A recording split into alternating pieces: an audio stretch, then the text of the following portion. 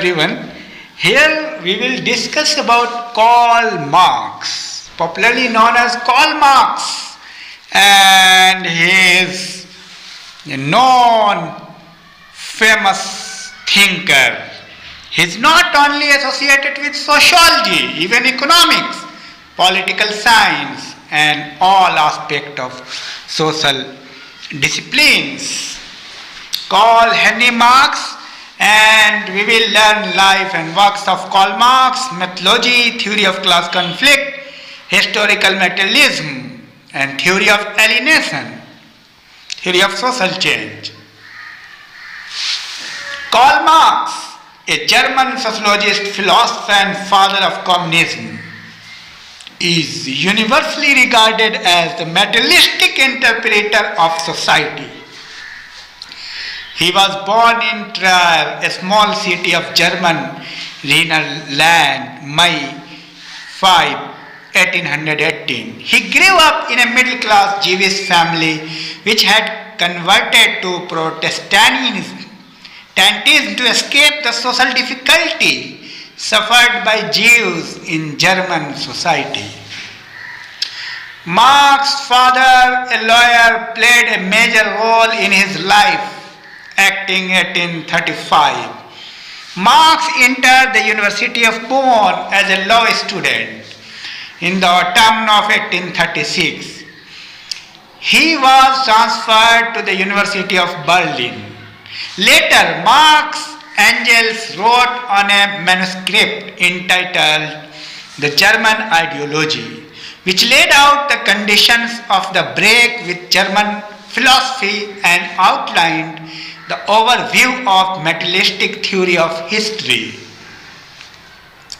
At Brussels, his radicalism was growing and he had become an active member of international revolutionary movement.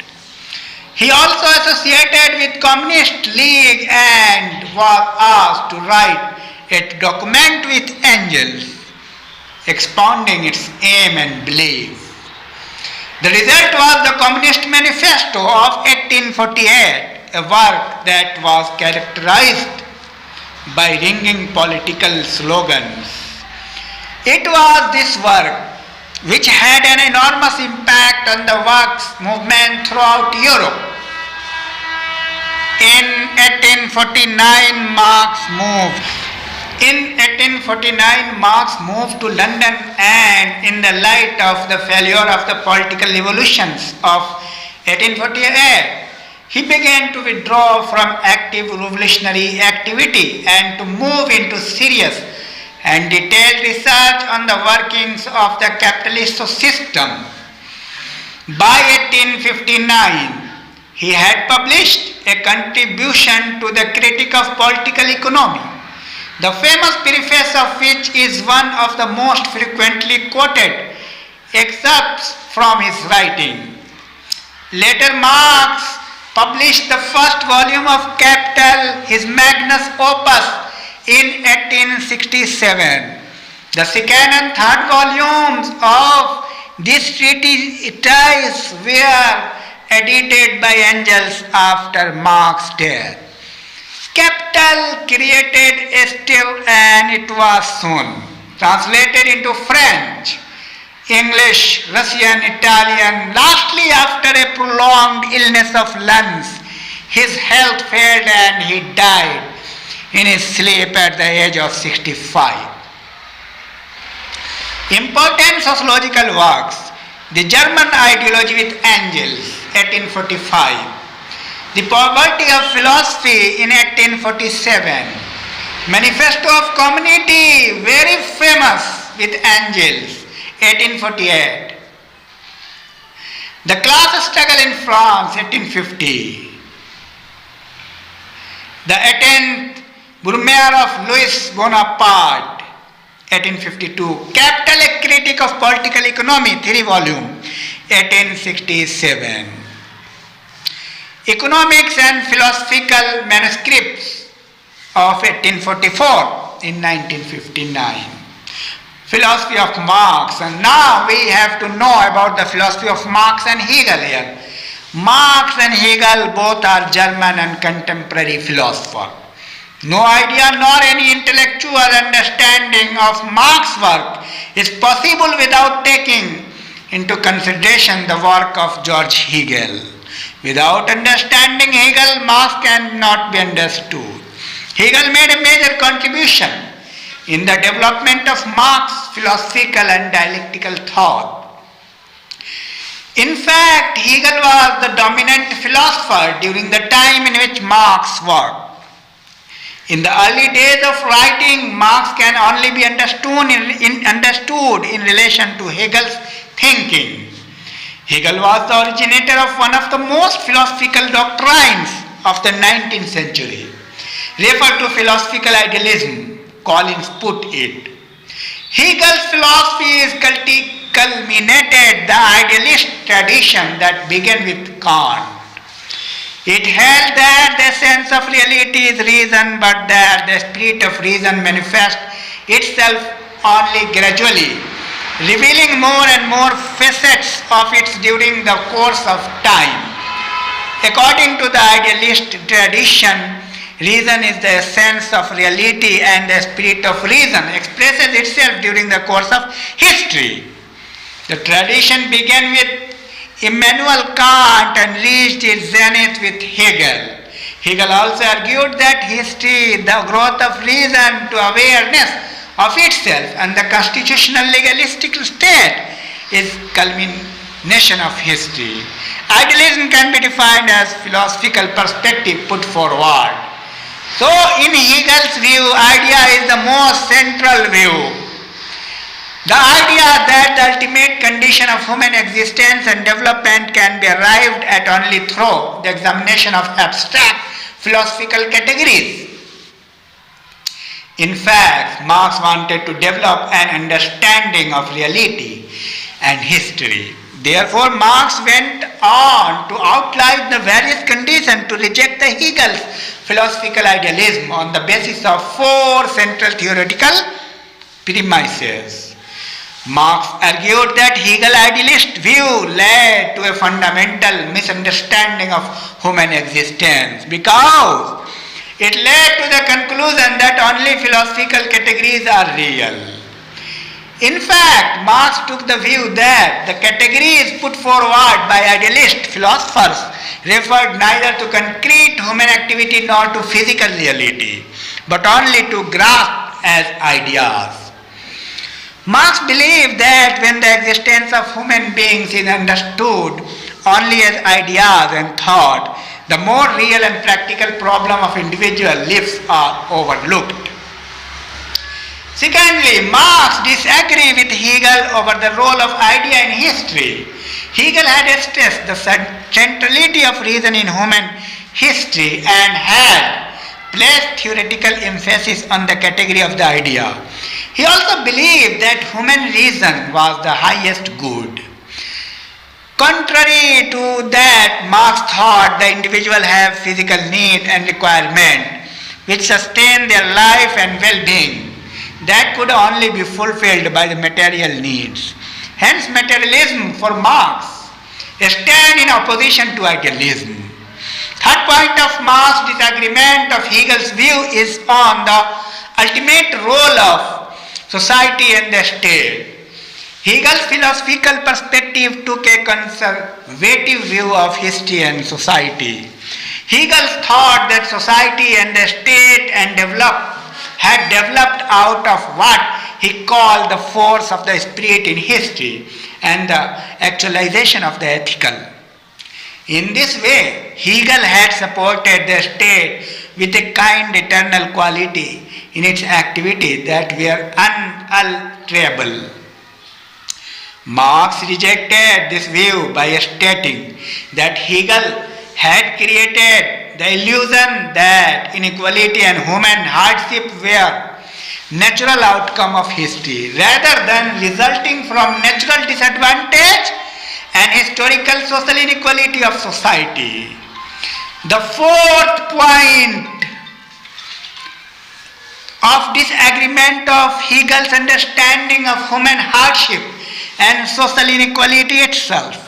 Hegel had claimed that hardship and suffering stem from a kind of consciousness existing in the mind of individual rather than in the form of material obstacles which exist in reality and hinder individual freedom.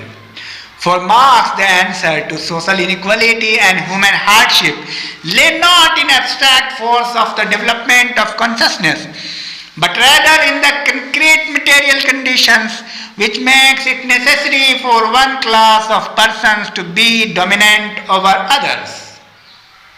Marx's criticism of German idealism laid down a new theoretical framework to understand society and history is formed as a materialistic perspective. Marx was interested in the analysis of the nature and meaning as well as the truth of history on the basis of materialistic interpretation rather than Hegel idealism. Materialism is a theoretical perspective which looks at human problem by studying the real condition of human existence. It is the most basic premises of materialism that the very first thing human beings must do is to satisfy their material needs of food, shelter, clothing. Materialism therefore may be defined as a theoretical perspective in which human beings must satisfy their everyday economic need through their physical labor and practical productive activities. This materialistic emphasis appears to be a passionate reaction of Marx to Hegel's idealistic interpretation of history, which attributed a major determining role to progressive evolution of ideas. Hence, materialism has taken as its starting point the most basic human act, economic production. So Marx told that economy is the base of life, economic determinism. Methodology, we will discuss about the methodology of Karl Marx. According to Marx, speculation is no base of science. Science must a sound base of fact. The premises from which he himself begins are not arbitrary ones, not dogmas, but real premises, from which abstraction can be made only in the imagination. They are the real individual, their activity and the material condition under which they live, both those which they find already existing and those produced by their activity. These premises can thus be verified in a purely empirical way. An angel stated clearly must in its separate case bring out empirically and without any my situation and speculation and result yet to be proved appears to me to be disturbing, and the reader who desires to follow must be resolved to ascend from the particular to the general, and again we set out from real active man and on the basis of their real life process treated and analyzed according to the existing empirical data, not according to the concept of family as it custom in Germany. Thus Marx systematically and scientifically puts Hegel's dialectical upon a materialistic base. Marx rejects idealistic view and accepts dialectical view and views social evolution as a matter of material and economic force. Hegel more or less thinks as proceed strictly as any materialistic, or in more modern terminology, a physical realist and not even simply a materialistic. Marx is a dialectical materialist, and dialectic spring in historical fact. We may finally note that Marx's historical materialist method is not devoid of premises. It starts out from the real premises and does not abandon them for a moment. Its premises are made not in any fantastic isolation or defamation, but in their actual empirical perceptible process of development under definite condition. Now we will discuss about dialectical materialism, which is based on completely materialistic aspect of Karl Marx. Karl Marx, as you know, he rejected the theory of idealism, German ideology. Like that of Hegel, Marxist methodology is also known as dialectical. Distinguishing it from the dialectical method of Hegel, Marx said, my dialectical method is not only different from the Hegelian, but is it direct opposite to Hegel. The life process of the human brain, that is the process of thinking which under the name of the idea he even transforms into an independent subject, is the demiurge of the real world. And the real world is only the external phenomena form of the idea. With me, on the contrary, the idea is nothing else than the material world reflected by human mind and translated into form of thought. The basic postulate of the dialectical phenomena of nature are part of integrated whole. Nature is in a continuous state of movement and change. The developmental process is a product of quantitative advances which culminates in abrupt qualitative changes. Contradictions are inherent in all realms of nature, but particularly human society. Marx's philosophy of dialectical materialism has grown from Hegelian philosophy. The difference between the two is the high. While Hegel was basically an idealist, Marx was basically a materialist. Although Marx has agreed with Hegel's dialectic, he has never agreed with Hegel idealism. He has in the respect himself said, in Hegel hand dialectics underwent a mystifications. In Hegel's writing, dialectics stands on its head. You must turn it right way up again. If you want to discover the rational color with the mystical smell, dialectical materialism reflects most clearly the Marxian philosophy of change. It explains in detail the most general law of the development of all history whatsoever. It is never a dogma, nor the Marxian metaphysics, but empirically discovered law of all change. While writing about his differences with Hegel, Marx has himself remarked, my own dialectical method is not different from Hegelian, but is direct opposite. For Hegel, the power of thinking, which under the name of idea, he even transformed into independent subject, is to creator of the real world.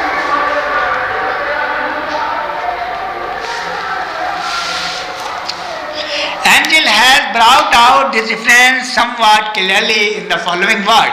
Hegel's dialect is opposite down because it step up put the self-development on that of which the dialectic of fact is therefore only a reflection, whereas reality, the dialectic in our heads, is only the reflection of the actual development, which is philosophy, in the world of nature and of human history.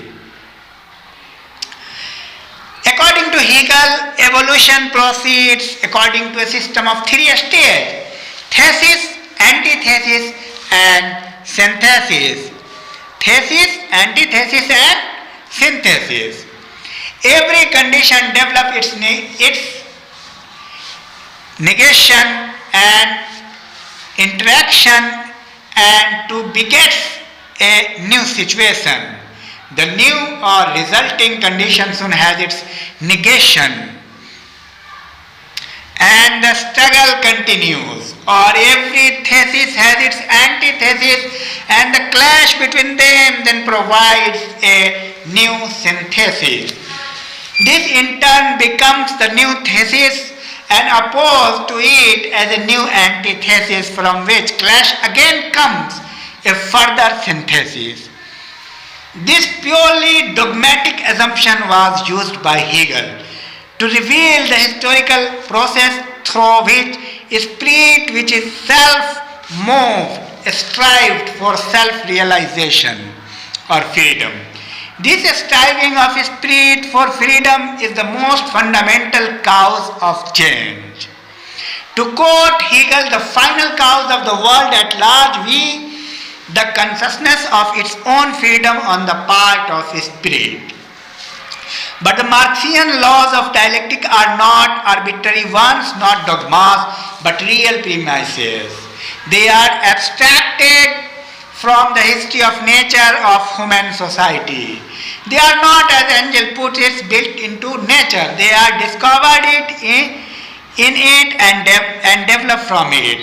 They are neither dogmas nor principles, nor all embracing system. They are on the one hand merely guides to further study and empirical investigation, and on the other guides to further study and empirical investigation, and on the other guide to action, to practice, to history changing deeds. Communism, says Engels, proceeds not from principle but from facts, no doctrine but a moment. The Marxian dialectical mentalism is based on a few readily observable and universal truth, that everything is dependent on other thing. Water is water, but in order to become water, it is dependent on other thing, and it remains water under certain conditions. If the temperature increases or decreases to a great extent, water will no longer be water. It will be steam, according to Marx, as already stated. The economic order depends. Mode of production in material life determines the general character of the social, political and spiritual process of life. Means Marx talk about material condition. Material condition change, all sub-condition will be changed.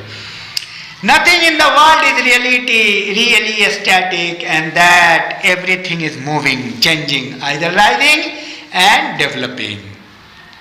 The change or development that takes place in things is not always simple and smooth, but is broken at a certain point in every sharp way. To take a sample of water again, we find that while the temperature is being raised, water remains water with all the general characteristics of water, but the amount of heat is increasing and being accumulated. At a certain point, a sudden break occurs and water completely changes.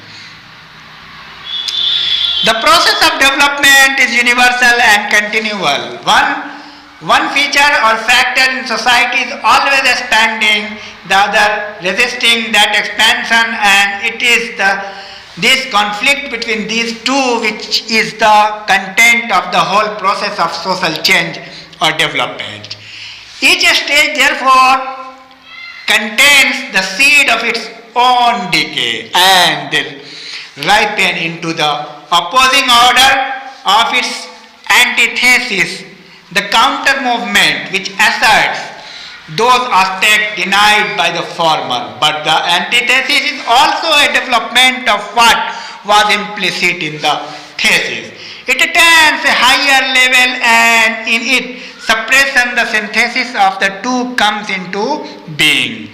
Thus, in every society, two distinct and opposite forces, thesis and antithesis, work and follow each other until a solution is found in the form of a new order synthesis. These opposite forces, according to Marx, are two distinct classes. They are two classes, and class conflict occurs. As the mode of production changes, a new class rises in power, and there comes a clash between the old and the new. Thus, in ancient society, there were the slave owner and the slaves. In the medieval age, there were feudal lords and serfs. In the modern age, there are the capitalist and labor class. Slavery was abolished. The power of the feudal lord was overthrown, and it may be fully expected from the contemporary evidence of the direction of social movement and of human striving that capitalism will also wither away, will be out of. Finally, socialism will be established by and for the proletariat. The future stage of social relations will be socialistic in character, and it will come, Marx asserts emphatically. So, this was the idea of materialistic ideas. Marx says all changes or subdivision depends upon the matters and economic condition of society.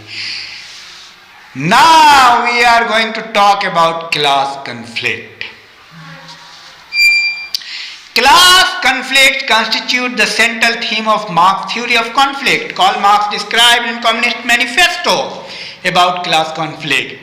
Establishing his theory of social class, Karl Marx went to point out that there has always been class conflict among different classes. The history of all hitherto existing societies in the history of class struggle, free men and slaves, partisan and plebeian, lord and serf, guild master and journeyman. In a word, oppressor and oppressed stood in constant opposition to one another, carried on an uninterrupted, hidden, now open fight, a fight that each time ended either in a revolutionary reconstitution of society at large or in the common ruin of contending classes. Marx's original idea was the course of historical development. From another point of view, excellent observer historically reality, Marx was aware of the plurality of social group. Plurality reducible to two large groups is capitalist and proletariat. However, a capitalistic society did exhibit these two features which should not be confused with social group.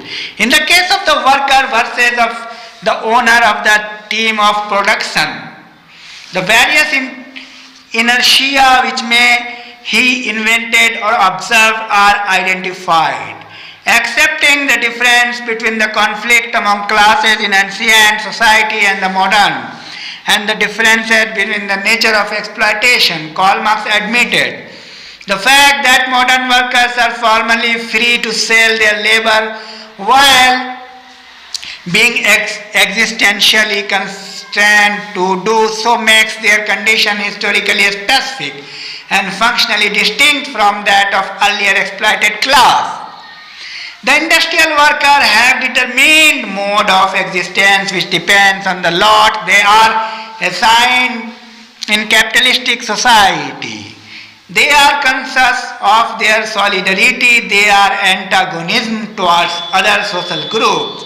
Hence, a social class in the true sense of term. The proletariat will plan it in fundamental opposition to the capitalist.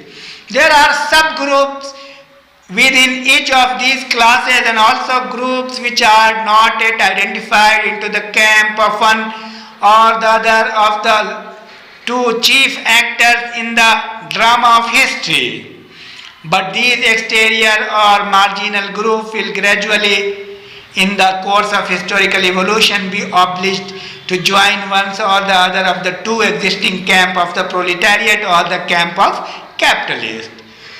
Marx's theory of class conflict requires the understanding of the development of the proletariat, the importance of property, the identification of economic and political power, the identification of authority, polarization of classes, theory of surplus value, pauperization, alienation, class solidarity, and antagonism, revolution, the dictatorship of proletariat, and finally the inauguration of communist society. The class conflict starts with the development of proletariat, the importance of property, and the polarization of classes. It is a result of exploitation of proletariat by the capitalists and their consequent pauperization. Exploitation leads to alienation, class solidarity and antagonism leads to revolution. Revolution eliminates capitalism and establishes dictatorship of the proletariat. The class conflict ends in the inauguration of communal society. In fact, the most significant part of social thought of Karl Marx is the theory of class conflict.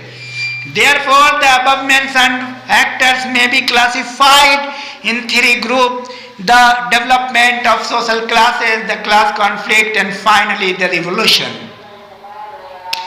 The development of social class. Class conflict presuppose the development of social classes. The following are the important steps in this direction. See, the importance of property. Classes are determined on the basis of relation of individual to the means of production. As the importance of property increase, so increase the distance between different classes. And second one is theory of surplus value. Surplus value refers to the extra value produced by the workers by the means of his labor. In fact, this is the share of the worker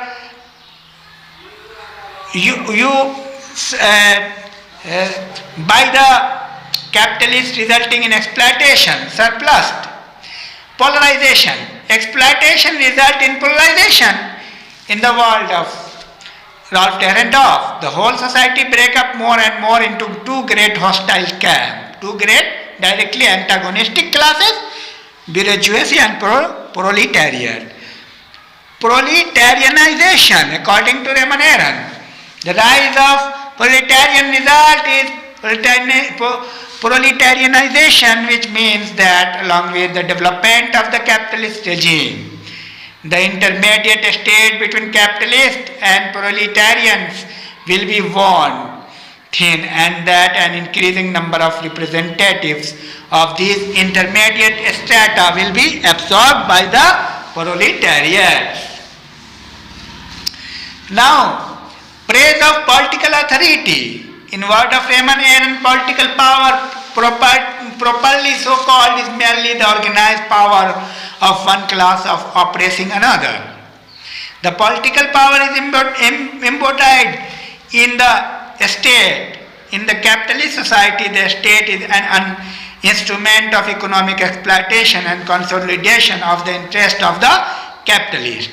This is the identification of economic and political power. This intensifies class conflict, which ultimately lead of revolution. Pauperization. The exploitation of proletariat by the capitalists lead to pauperization of the masses, in the words of Raymond Aron. Pauperization is the process by which the proletarians tend to grow poorer and poorer as the forces of production are developed. It follows that in every mode of production which involves the exploitation of man by man, in social product is so distributed that the measure of people who labor are condemned to toil for no more than the barest necessities of life. Sometimes favorable circumstances arises when they can win more, but more often they get the barest minimum. And at times not even that. On the other hand, an animosity. The owners of the means of the production, he property owners enjoy leisure and luxury. Society is divided into rich and poor. Alienation.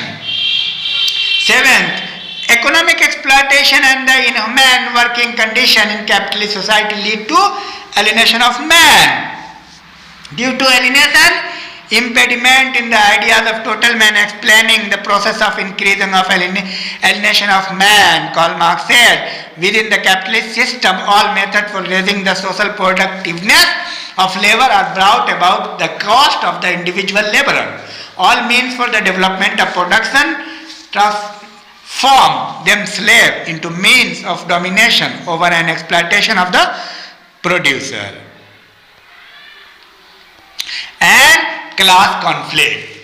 Tracing the process of class conflict in the capitalist society, characterized by proletarianization, pauperization, and alienation, Karl Marx said, with the development of industry, the proletariat not only increase in number, it becomes concentrated in greater mass. Its strength grows, and it feels that strength more. The various interests and condition of life within the rank of the proletariat are more and more equalized in proportion as machinery obliterates all distinction of labor and nearly everywhere reduces wage to some low level. Social revolution. According to Karl Marx, the social revolution is a law of development of an antagonistic class society. In his preface to a contribution to the critique of political economy, Marx wrote that at a certain stage of their development, the material productive forces of society come in conflict with the existing relation of production within which they have been at work hitherto. From form of development of the productive forces, these relations turn into their fetters. Then begins a course of social revolution.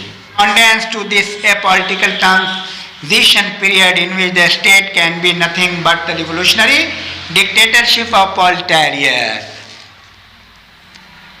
and communist society. In the end, a conflict result into victory of proletariat and establishment of a communist society which abolishes property and eliminates class. Karl Marx proclaimed that the communist state is the instrument for establishment of communism after the achievement of the purpose of the state wider's way. And these are the theory of Karl Marx, and now we will discuss about Karl Marx historical materialism. Now we are going to start historical materialism, that is very important concept regarding Karl Marx. Larson explained Marx, matter is not a product of mind. On the contrary, mind is simple and most advanced product of matter. The materialistic theory of history is the cornerstone of Marx's social and political thinking and remains one of the most major influential work of Marx. The materialistic theory of history was developed in his major work, The German Ideology with Angels. The German Ideology, published in 1846, the aim of the development of this theory was written between 1845 and 1846 and was to setting out the views of materialism in opposition to Hegelian philosophy. Essential ideas. The above passage expresses essential ideas of Marxist economic interpretation of history. These essential ideas are these: men enter into definite relation by the force of economic circumstances, such as the forces and relation of production. Thus, historical processes are determined by economic forces. The infrastructure of a society includes forces and relations of production. On this is based the superstructure of legal and political institutions as well as ways of thinking. Means every part of society derived from matter.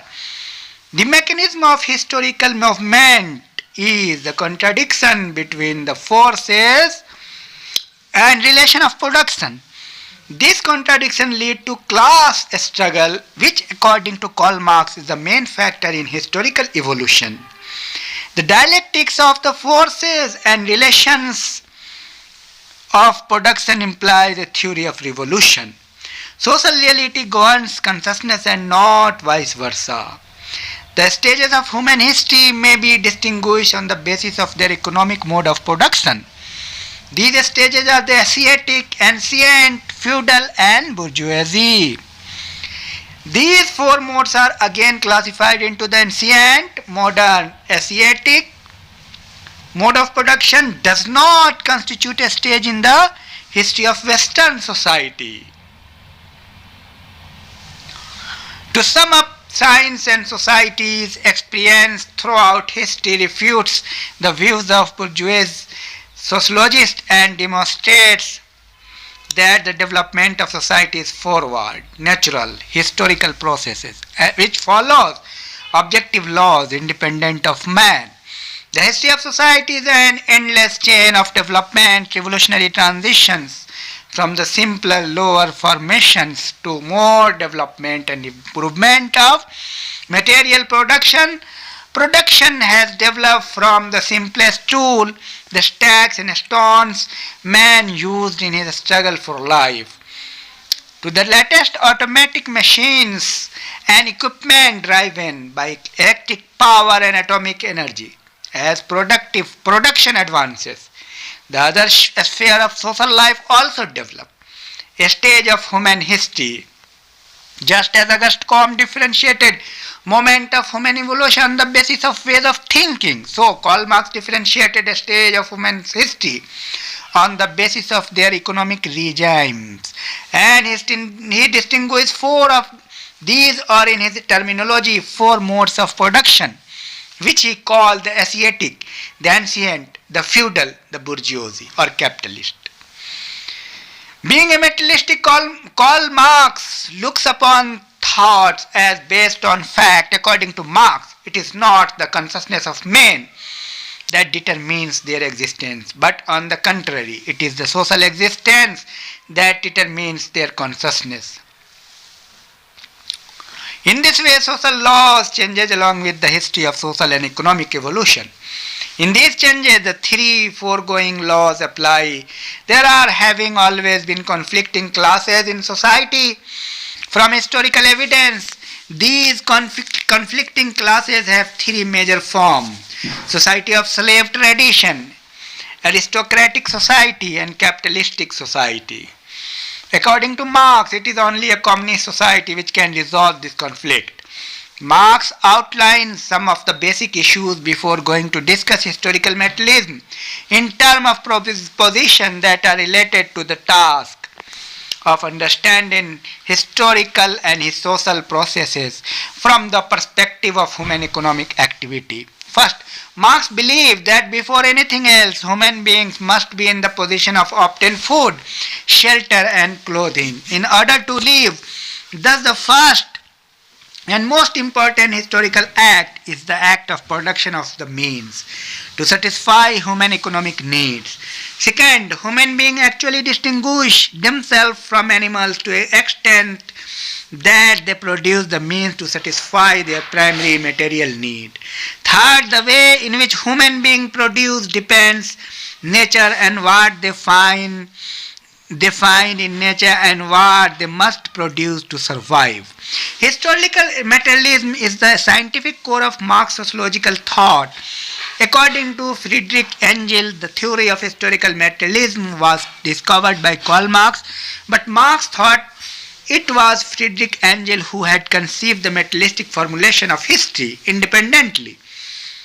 Clearest exposition of the theory of historical materialism is contained in Marx's preface to a contribution to the critique of political economy. It is one of the most incisive summaries of the history.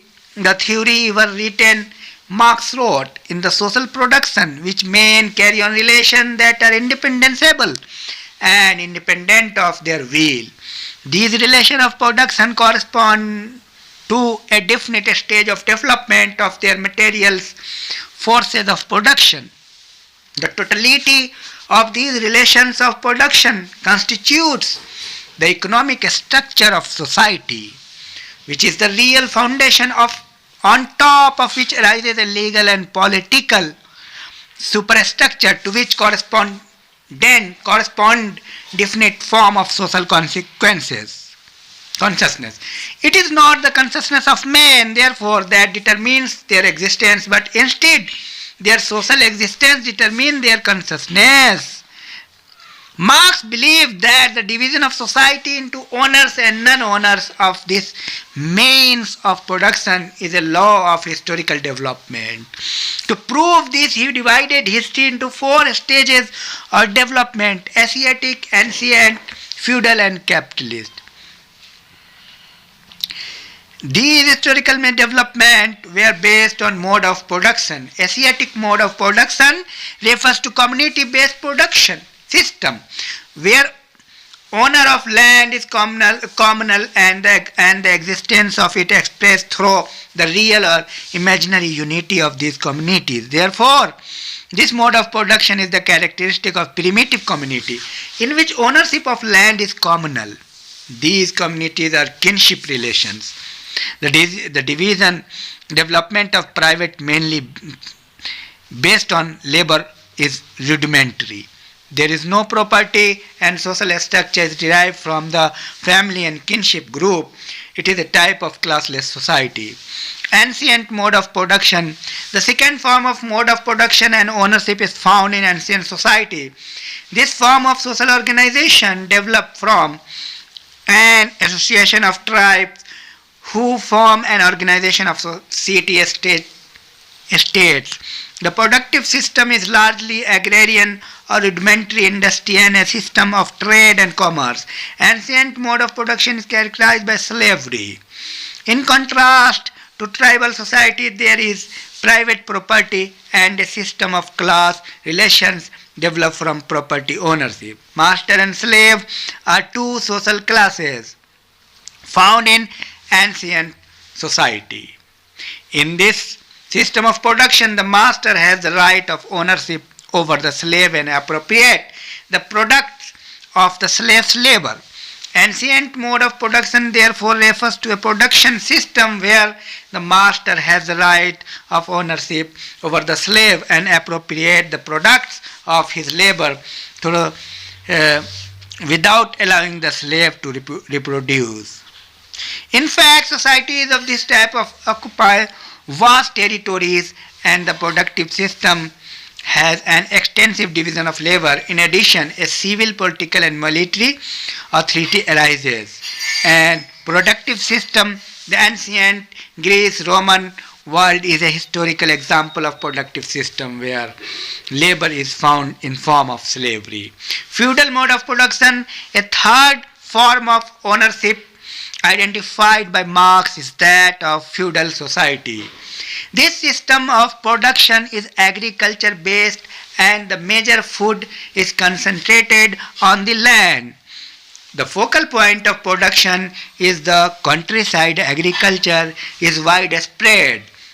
There is no industry and town life is not developed. Feudal mode of production is concerned with two groups of class, the feudal lords and the serfs. Serfs were deprived of property right and obliged to surrender their labor to fulfill their familial requirement. So the feudal lord exploited their tenants or serfs. Hence, feudal mode of production refers to a production system where the lord appropriates surplus labor from the serf in the form of rent. Feudal society was seen by Marx and Engels as intermediate, that is between the slave society of the ancient world of capitalists and proletarians in the modern era. The evolution of the feudal system brought about the exchange of agricultural and manufactured products in regional market. Feudal societies were dominant thought throughout Europe and England between the 9th and 17th centuries. Capitalist mode of production. Capitalist form of ownership is the fourth form of mode of production. The development of capitalist mode of production presupposes the destruction of feudal mode of production and a transformation of production from countryside to the town. In fact, the class of serf of feudal society is replaced by the class of wage laborers of capitalist society. The productive system is based on an advanced division of labor with the developed trade and commercial activity. In a capitalist mode of production, the town has become the center of economic activity. The productive system has shifted from agriculture to industry, and there is fully developed political and civil life. There is widespread emergence of private property and a developed class system of capitalists who are the owner of the means of production and wage laborers who are of physical labor. Hence, capitalist mode of production refers to a production system where the owner of the means of the production, capitalists, extract surplus labor from the proletariats in the form of profit. In addition, capitalism refers to a mode of production in which capital is the dominant means of production. As a mode of production, capitalism first emerged in Europe. The Industrial Revolution, starting in England and spreading across different countries, saw a rapid growth of technology and corresponding rise of capitalist economy. Marx viewed capitalism eventually replaced by socialism, a revolutionary change from capitalism to socialism. As Marx stated, at a certain stage of development, the material forces of production in society come in conflict with the existing relations of production, or what is but a legal expression of the same thing with the property relations within which they had been at work before. From the forms of development of the forces of production, these relations turn into their fetters. Then occur a period of social revolution. With the change of the economic foundation, the entire immense superstructure is more or less rapidly transformed. At this point, it can be said that each of these stages of historical development has three central themes. They perpetuate the division of society into classes in producer as a historical phase to be which one class is dominant over another. They perpetuate economic, political and social inequality, and each society unequal social relations are supported by religion, law and political structure. Even the economic base of social evolution has two parts, means of production and economic relation. The first comprises machines and second ownership and ways of distribution, etc. The order of society underwent a change with the development of chaos. With the development of agricultural implements, it entered into a state of agriculture. Industrial age was conceived with the discovery of industrial machinery. In the same way, society underwent important changes with the entry of bank and currency into the medium of distribution. Criticism, non-applicable to Asiatic society. Second, analysis of capital not applicable to capitalist society. These are the not essential. The concept of the nature of historical law in Marxist philosophy has been interpreted both from objective and dialectic viewpoint. Both these viewpoints have difficulties, and these are, in addition, according to Marx, it is in terms of economic knowledge that a society as a whole is understood. But the relation between economic and sociology phenomena and the social entity, or between economic and also ambiguous. This is the historical metalism. Disciplines including sociology, social and political philosophy, psychoanalysis, existential philosophy and so on. In addition, it has been to explain ethnic prejudices, mental illness, class consciousness, industrial conflict, political apathy and extremism. In order to understand Marx's theory of alienation, it is necessary to look the idea of Hegel's alienation. In fact, Hegel was the first who introduced the term alienation in his work, demanded an investigation into abstract philosophical concepts and spiritual forces such as consciousness and reason. Though Hegel believed that struggle for self-emancipation takes place between self-consciousness and abstract force in the external world, Marx thought that this struggle was acted out on the economic front. Hence for Marx, the struggle for realization is a material struggle. played out on the economic front, and this shift replaced Hegel's abstract struggle in thought. The central theme of Marx's theory of alienation is the idea that man has lost control over his own destiny and sees this control vested in other entities. In other words, man who creates society but feels alien from his own creation. Marx's basic analytic concern was with the structures of capitalism that causes alienation.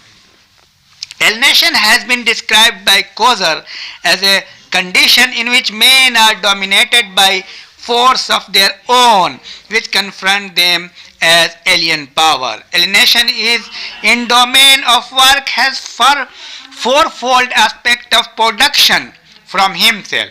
Karl Marx described four types of alienation. Alienation from the product. The product of their labor does not belong to the worker, to be used by them in order to satisfy basic needs. Instead, the product belongs to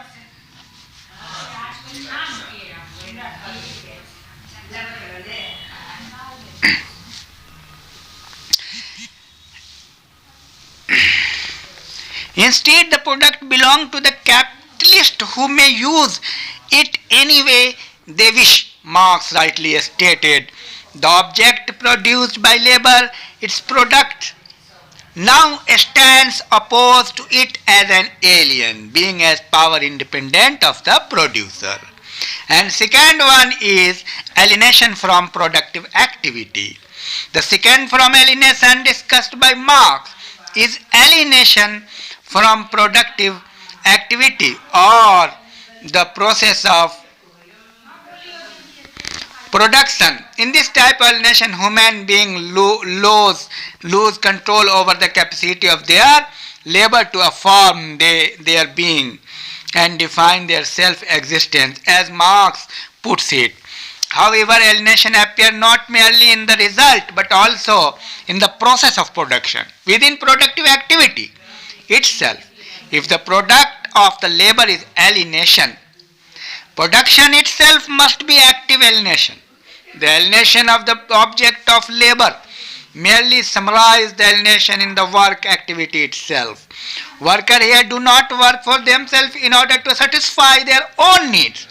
Instead, they work for capitalists who pay them in return for the right to use the workers in any way they see fit. Thus, Marx identified two hostile groups. One is the other is the proletariat, that is working class or laborers. Once object is finished, it belongs to other man who is free to use it whatever manner he chooses. Alienation from himself. Third category, Marx described alienation from himself. The third type of alienation is discussed by Marx is alienation from himself or herself. Workers in capitalist society are alienated from their own human potential. At this point, worker cannot fully develop the many sides of his personality. Marx rightly pointed out, work is external to the worker. It is not part of his nature. Consequently, he does not fulfill himself in his work but denies himself. And the last, therefore it can be said that individuals perform less and less like human beings as they are reduced in their work to animal beasts of burden or inhuman in the spheres. Alienation from commodity and community. Alienation from community. Fourth one is alienation from community. The fourth type of alienation discussed by Marx is alienation from fellow human beings and from the human social community. Marx assumed that people basically need and want to work cooperatively in order to appropriate from nature what they need to survive. But in capitalism, this natural cooperation is disrupted and people often stranger and are forced to work side for the capitalist. In this context, Marx stated, man is alienated from man. When man confront himself, he also confront other men. What is true of man? Relationship to his work, to himself, also true of his relationship to other man. Each man is alienated for human life. It can be said on the basis of above question. That is, the worker is alienated only from himself but from other men who belong to his community. Also, each man is alienated from other, and each of the others is likewise alienated from human life. In short, Marx argues that people are alienated from one another, from their product, from the process of production, and finally from their society, and from himself or herself. Four types. The root cause of these form of alienation, one is to be found in the way of social relations and structured by a social system which is organized around the sanctity of the private ownership of the means of production. In capitalist society, such a system dehumanizes people into a mere commodity, labor which can impersonally be bought and sold on the labor market. Thought alienation exists in all society which have private property of the means of the production. Marx argues that only in capitalist society had it reached its fullest, most crippling development.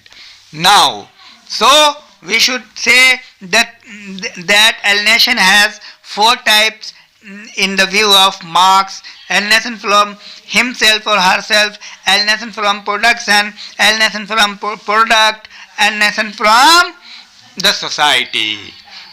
Means alienation from the product and alienation from the process, means production, and alienation from society and alienation from himself. And all are the cause of polarization of property, exploitation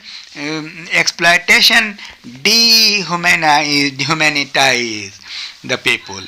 These are the concept of Karl Marx and the basic of, and in a nutshell, Karl Marx want to say that economy is the wheel of society. When economic changes occurs, relationship changes, social relationship changes, relationship between capitalist and workers changes, relationship between society, religion, political, geographical, all kind of substructure of society will change if economy will change. This is the main thought of Karl Marx. Karl Marx thought have two main process. Dialectical process have taken from Hegel, but idea has been rejected by Karl Marx. Karl Marx added dialecticism to Metalism, and then conflict start from thesis, antithesis, synthesis form. In the form of class struggle, we can understand thesis, antithesis and synthesis. This theory has been given, thesis, antithesis and synthesis has been given by Hegel. That is dialecticism. It has been taken by Marx, but the thinking process, idealism has not been taken. Marx added matter. This is the conclusion. Thank you.